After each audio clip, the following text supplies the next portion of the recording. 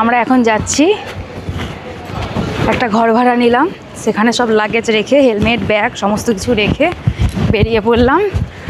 দৌড়াচ্ছি তার কারণ হচ্ছে প্রসাদের কুপন নিতে হবে।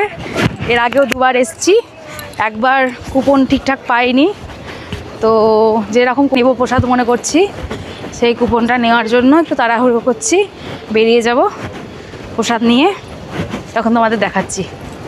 দুদিন আগে দুপুরবেলায় বাড়িতে ভাত খেতে বসে ফোন দেখতে দেখতে একটা ভিডিও সামনে এলো মায়াপুরের গদা ভবনের, এই যেখানে ছিল এরকম একটা পঞ্চ সবজি দিয়ে একটা সবজি, এরকম মটর পনির বেগনি রুটি পায়েস ভাত আর ডাল।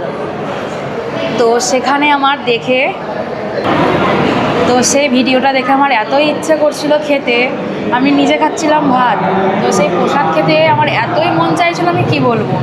সেই কারণে আমি ও বরকে বললাম যে আমাকে একদিন প্রসাদ খাওয়াতে নিয়ে যাও না, এরকম যে কোনো প্রসাদ হলেও হবে, এমনকি আমাদের ডাহাপাড়া ধাম যেটা মুর্শিদাবাদের মধ্যে আছে সেটা খাওয়াতে নিয়ে যাও তাও হবে, কিন্তু প্রসাদ খাবো।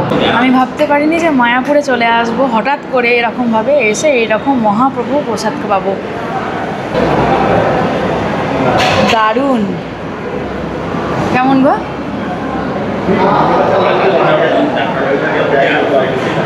কেমন গো বলাটাই ভুল, তার কারণ ঠাকুরের প্রসাদ সবসময়ই অমৃত হয়, এই হচ্ছে ব্যাপার।